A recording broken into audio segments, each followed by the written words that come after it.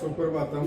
ज्ञान विविध शिक्षा चैनल में है आप सभी का एक बार पुनः श्री सूरजमुखी आचार्य संस्कृत महाविद्यालय जसवंतगढ़ में हार्दिक स्वागत अभिनंदन। आज हम मेघदूत उत्तर मेघ जो है उसके अंतर्गत 6 भाग हमने इसके पूर्व में पढ़ लिए हैं। आज का हमारा जो भाग होगा वो 7वां भाग होगा। उसके अंतर्गत हम 28 श्लोक से 28वें श्लोक से पढ़ना प्रारंभ करेंगे। तो पीछे की जो कथा वस्तु है वो आपको ध्यान में रखते हुए आगे बढ़ना है। तो आज का जो श्लोक है उसमें यक्ष जो है वो अपनी पत्नी की जो विरह अवस्था है उसका वर्णन मेघ के सामने कर रहे हैं और कह रहे हैं स व्यापारां हविन तथा पीडयन्मद्योग संकेरात्रौ रुतरसुचं निर्विनोदां सकीते मत्सन्देशैः सुखैतुमलं पश्य साध्वी निशीते तामूलित्रां निशयनां सोदवातायनस्तम्। यहाँ पर जो यक्ष है वो अपनी जो प्रियतमा यक्षिणी उसकी विरह अवस्था का वर्णन करते हुए मेघ को बता रहा है कि हे सखे, कि हे मित्र मेघ, अहनि स व्यापाराम, अहनि का मतलब होता है दिन में। तो कह रहा है कि हे सखे, दिन में स व्यापाराम, यानी व्यापार का तात्पर्य यहाँ पर क्या है कि जो दिन का समय होता है वो तो क्या है कि जो यक्षिणी है उसके लिए घर के जो भी कार्य हैं उन कार्यों में वो व्यस्त रहती है। ते सखिम, और वो जो तुम्हारी सखी है उस सखी को अर्थात तुम्हारी सखी का तात्पर्य यहाँ पर क्या बताया है, यक्ष वो मेघ को कह रहा कि तुम्हारी सखी यानी मेरी जो प्रियतमा यक्षिणी है उसको मद वियोग है, मेरा जो वियोग है, न तथा पीड़यते, उतना नहीं सताता है, क्योंकि दिन में वो जो भी दैनिक दिनचर्या के जो कार्य होते हैं, घर के जो कार्य होते हैं उन कार्यों में व्यस्त रहती है, इसलिए दिन में उसको मेरा जो वियोग है वो इतना प्रताड़ित नहीं करता है, पीड़ित नहीं करता है। यथा रात्रौ, तथा रात में निर्विनोदाम, जब वो कार्य से रहित हो जाती है, संपूर्ण कार्य अपने जो कर लेती है, तब ते सखी, वो जो तुम्हारी सखी और मेरी जो प्रियतमा यक्षिणी है, गुरुतरम, तब वो अधिक दुख वाली शोक वाली हो जाती है। संख्या, इसलिए मैं सोचता हूँ, अतः निश्चित है, तो आधी रात्रि बीत जाती है, उस आधी रात में उनिद्राम, जब उच्चती नींद वाली हो जाती है, वो उसकी नींद वो टूट जाती है मेरे विरह में। अवनिशयना नाम, और भूमि पर सोने वाली जो साध्वी है, वो जो मेरी पतिव्रता मेरी प्रिया जो यक्षिणी है उसको उसको मेरी प्रियतमा को मत संदेश ही, मेरे संदेशों के द्वारा अलम सुखैतुम, यानी पर्याप्त रूप से सुख देने के लिए शोध वाताय नस्त है, तो उनकी जो खिड़कियां हैं उन खिड़कियों पर बैठ करके उस समय कहने का तात्पर्य कि उस भवन की खिड़कियों के पास कुछ समय रुक करके तस्य उसको तुम देखना। तो यहाँ पर हम देखते हैं इसका अनुवाद। तो इसमें मेघ को यक्ष कह रहा है कि हे मेघ, दिन में मेरी जो प्रियतमा यक्षिणी है वो पूजा, चित्रलेख आदि कार्यों में लगी होने के कारण मेरा जो विरह है वो उसको उतना नहीं सताता होगा, किंतु रात में किसी कार्य में व्यस्त न होने के कारण वह अतिशय शोकाकुल हो गया। अतिशय का मतलब अत्यधिक उसको शोक उत्पन्न होगा, ऐसी मैं आशंका करता हूँ। अतः आधी रात के समय उच्ची नींद वाली जमीन पर पड़ी हुई पतिव्रता मेरी प्रियतमा को मेरे संदेशों के द्वारा पर्याप्त रूप से आनंदित करने के लिए तुम भवन की खिड़की पर बैठ कर उसे देख लो। तो यहाँ क्या कह रहे हैं कि एक पद आया देखिएगा विशेष के अंतर्गत, उसमें लिखा है स व्यापाराम। कहने का तात्पर्य क्या है इसका कि यक्ष कह रहा है कि दिन में तो मेरी जो प्रिया है वो किसी न किसी कार्य में व्यस्त रहती होगी, अतः जो विरह का वेग है वो दिन में उसे उतनी पीड़ा नहीं देता होगा।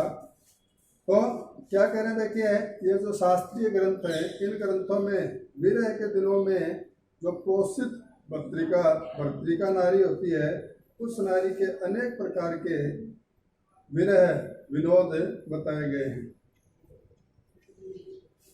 फिर अवनी शयनाम, अवनी का मतलब पृथ्वी होता है, शयनम का मतलब शयन करना।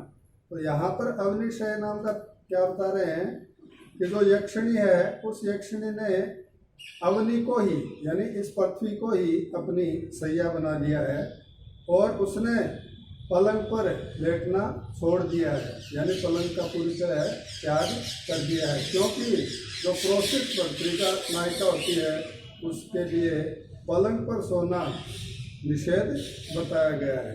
क्योंकि यहाँ पर 7 जन्य जो प्रोषित पत्रिका है उसका वर्णन करने के द्वारा किया गया है। आगे हम देखते हैं श्लोक संख्या 29, जिसमें यक्ष संभावित विरह वृथा की कल्पना करके यक्षिणी का वर्णन कर रहा है। यहाँ पे तो क्या कह रहा है, आदिक्षामां विरह शयने सन्निशेनै तथा स्वाम रातिमूले तनुमिव कला मात्रशेषां हिमांशो नीता रात्रि क्षण इव मया साधनिच्चारतैर्या तामे वोष्णैर्विरह महतीं अश्रुवीर्यापयन्तीं।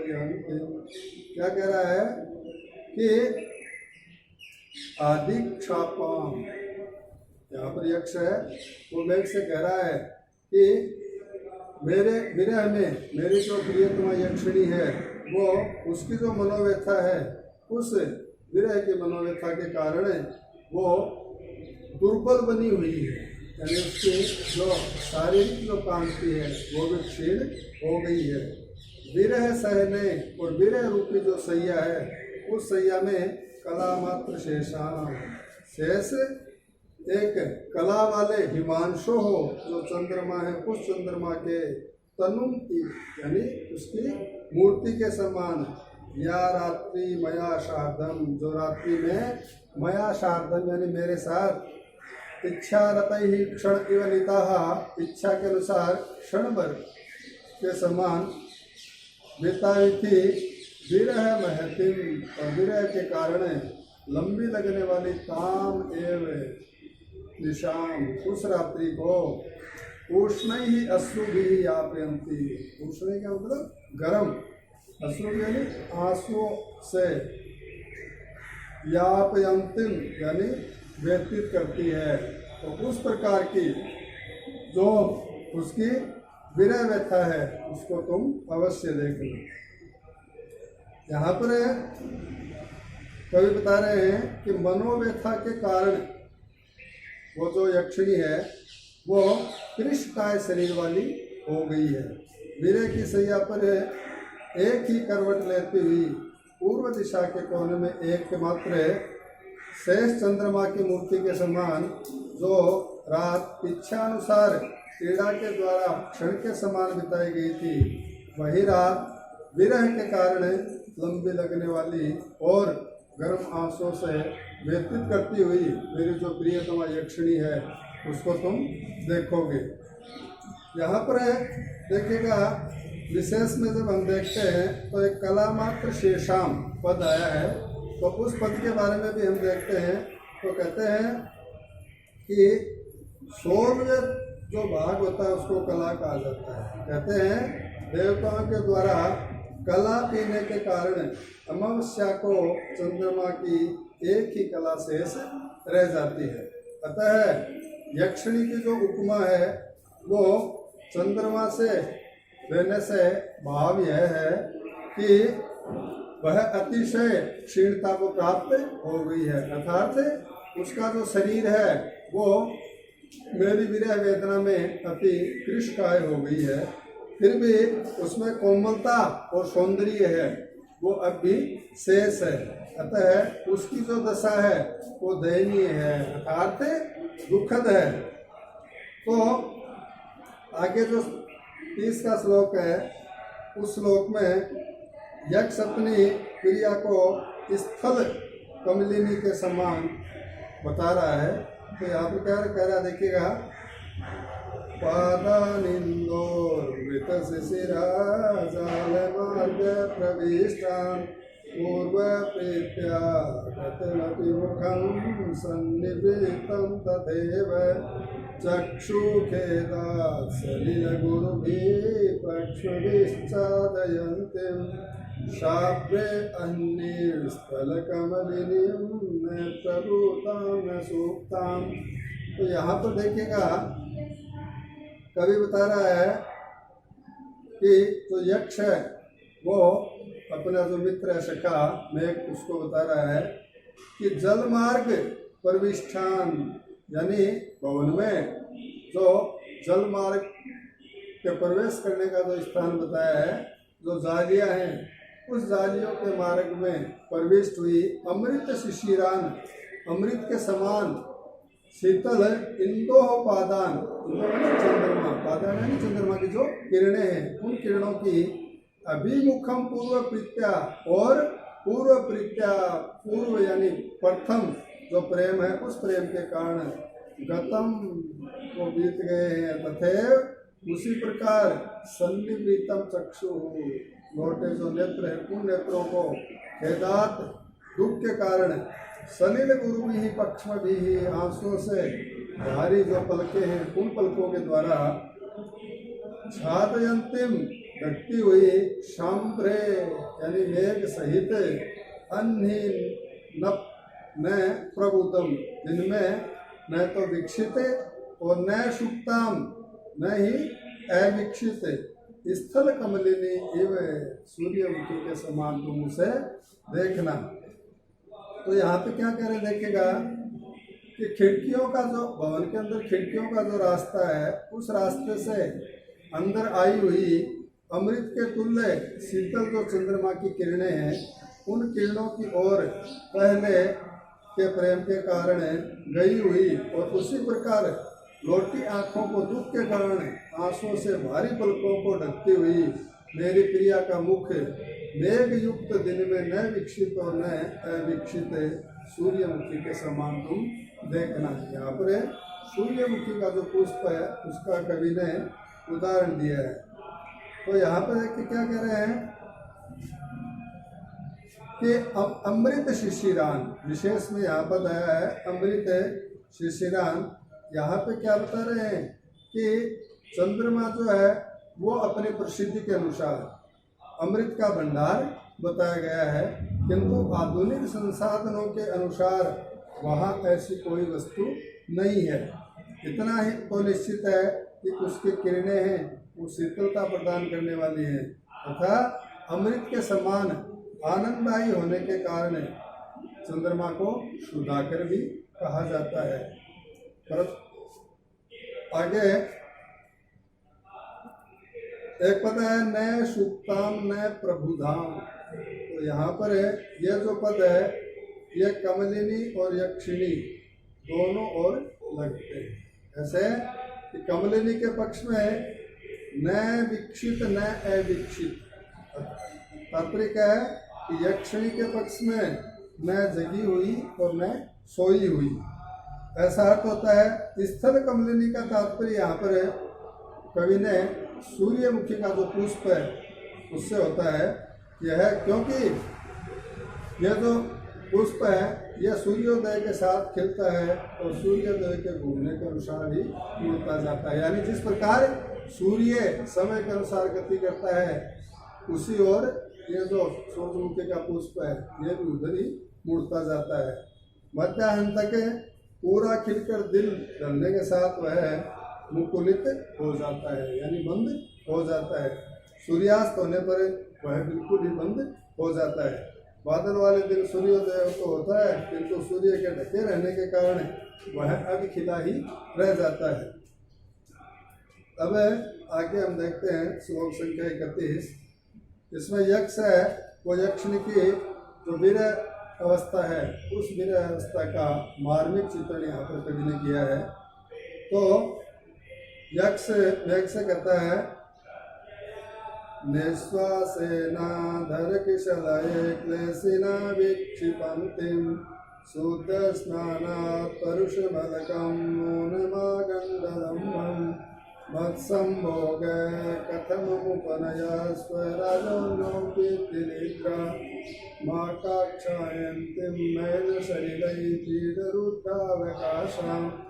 यहाँ पर देखिए क्या कह रहा है, शुद्ध स्नानात्, केवल स्नान करने से, अर्थात तेल अथवा उद्वर्तन के बिना ही स्नान करने से, यानी केवल जल आदि से स्नान करने से, परुषम आगंड लंबम, जो उसके गाल है उस गालों तक लटके हुए रुखे अलकम जो केश है, उन केशों को अधर किशलय कलेशिना, पल्लव के समान जो उसके ओष्ठ हैं, होठ हैं, उन होठों को झुलसा देने वाले, अर्थात उष्णता से युक्त होने के कारण जो ओष्ठ की जो रक्तिमा है वो भी खत्म हो गई है।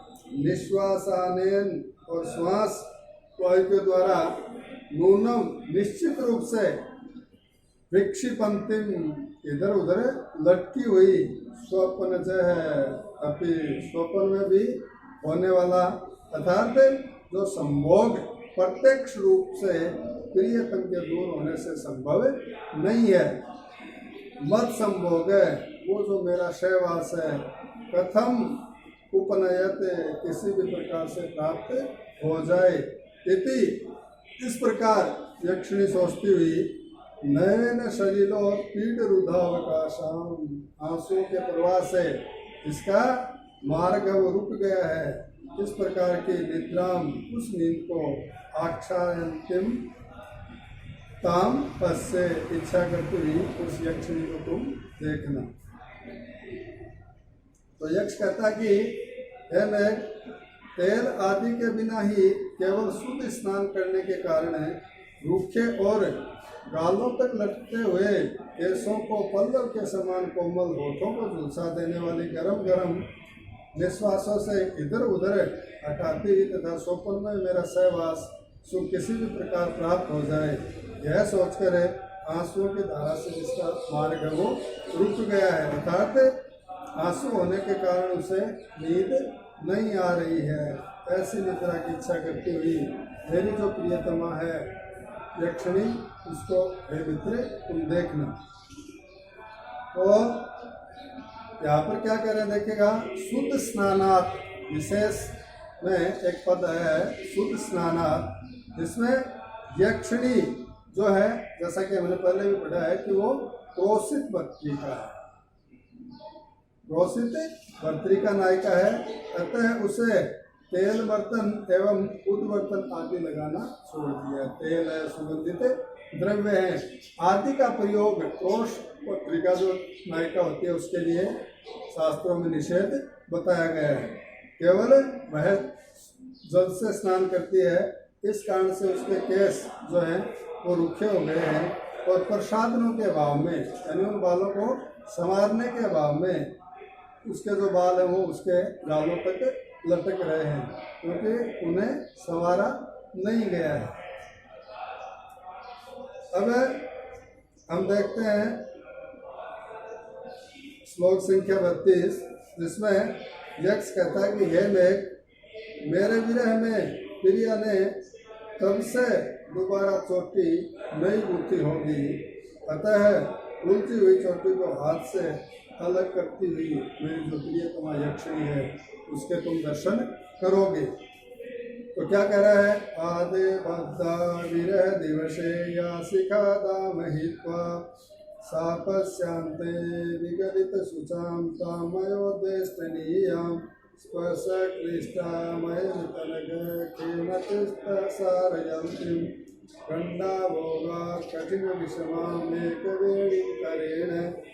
तो क्या कह रहा है यहाँ पर कि आधे विरह दिन से, यानी विरह का जो प्रथम दिन है उस प्रथम दिन से दाम जो पुष्पमाला है उस पुष्पमाला को हित्वा यानी त्याग करके, या शिखाम बद्धाम जो चोटी उसने गुथी थी, सापस से अंते जब तक तो उसे श्राप मिला है उस श्राप के समाप्त होने पर विगलित सुचाम वह शोक रहित होकर के मया मेरे द्वारा उद्वेष्टिनियाम खोली जाने वाली स्पर्श क्लिष्टाम सोने में जो कष्टदायक कठिन विषमाम कठोर और उलझी हुई ताम उस एक वेणिम एक चोटी को अमित नखेन बिना कटे हुए नाखूनों वाले करेण जो हाथ है उस हाथ से गंडावोगात जो कपोल स्थल है उससे अस्कृत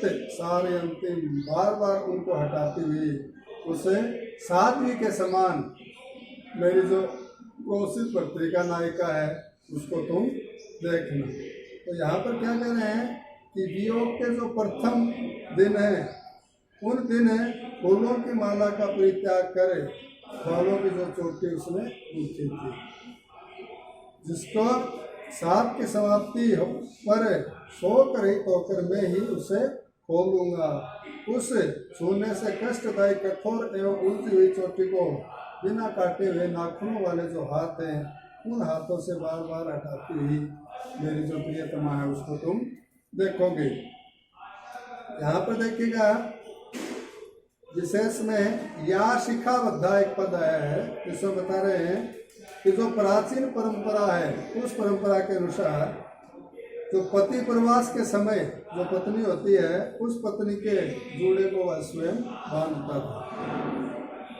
वह इस विरह की अवधि में इसे जूड़े को धारण करती थी, बाद में उसका प्रवासी पति पुनः लौटकर इस जूड़े को स्वयं अपने हाथों से खोला करता था।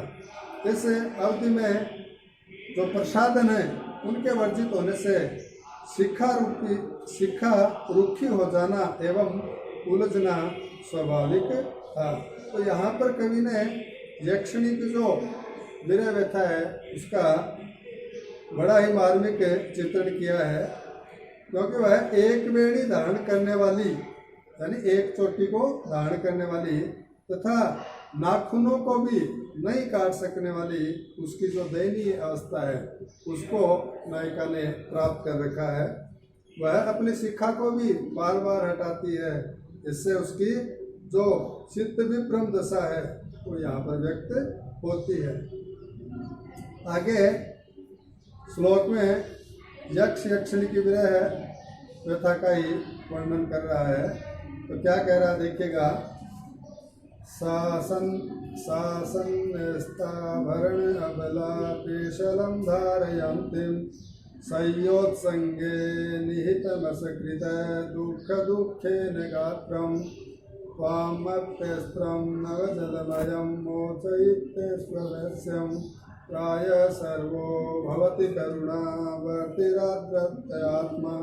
क्या कह रहा है कि अबला यक्षिणी वो जो मेरे विरह व्यथा में जो अबला की तरह प्रतीत हो रही है यानी दुबली पतली हो गई है, वो दुर्बला यक्षिणी संन्यस्ताभरणम संन्यस्ता आभरणम यानी जो आभूषण है उन आभूषणों से रहित अस्कृत दुख दुखे न और बार बार बहुत अधिक दुखी होने के कारण से या दुख से संयोग संगे पलंग पर निहित पेशलम रखे हुए या जो कह के डाले हुए जो कोमल गात्रम उसका जो कोमल शरीर है उस शरीर को धारयंतिम धारण करती हुई सा त्वाम अपी वो जो मेरी प्रियतमा यक्षिणी है उस प्रिया को त्वाम अपी तुम भी नवजलमयम नूतन जो जल रूप है उसको अश्रम अवश्यम, जो उसके आंसू हैं उन आंसुओं को अवश्य ही मोच इष्यंती, गिरवाएगी। प्रायः सर्व आद्रांतरात्मा, अधिकतर सभी कोमल जो हृदय वाले करुणा वृत्ति ही होती, दयालु स्वभाव वाले व्यक्ति होते हैं। तो यक्ष कहता है कि हे मेघ, अलंकारों से हीन और बार बार अतिशय दुख के कारण पलंग पर डाले हुए अपने कोमल शरीर से नूतन जल रूप तुम्हारे भी आंसू गिरा देगी। यथार्थ मेरी प्रिय जो यक्षिणी है उसकी विरह दशा को देख करके आप भी अपने आंसुओं को नहीं रोक पाएंगे, क्योंकि सभी कोमल हृदय वाले व्यक्ति दया भाव के स्वभाव वाले होते हैं। तो यहाँ पर फिर व्यथा का वर्णन कर रहा है। तो यहाँ पर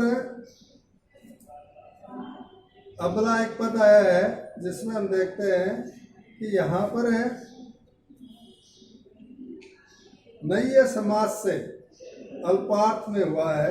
इसका भाव यह नहीं है कि जिसके पास बल नहीं है अपितु पुरुष की अपेक्षा कुछ कम बल है। यहाँ पर विरह दशा होने के कारण वो और भी दुर्बल हो गई है। फिर हम देखते हैं आगे विशेष में, तो विशेष में आया है सन्नेस्तान। सन्नेस्तान जो पद है उसका क्या तात्पर्य देखते हैं हम। तो इसमें है जैसा कि हमने पढ़ा कि यहाँ पर यक्षिणी के द्वारा आभूषणों का उतार दिया गया है और वो अत्यंत क्षीण या अबला हो गई है। कह रहे हैं कि शास्त्रकारों ने विरह की काम दशाओं को 10 प्रकार माने हैं। इस श्लोक में यक्षिणी अपने शरीर को जैसे तैसे धारण किए हुए है, वह अत्यंत असक्त है, अतः उसकी मूर्छा अवस्था सूचित होती है। विद्वानों का कहना है कि आंसू गिराना या गिरवाना उद्वेग अवस्था कहलाती है। आगे हम देखते हैं। तो इस प्रकार से हमारे आज 28 से लेकर 33 तक के तो 5-6 श्लोकों की व्याख्या हुई है। उम्मीद करता हूँ कि आप उनको ध्यान से पढ़ेंगे, ध्यान से देखेंगे और समय का सदुपयोग करेंगे। धन्यवाद।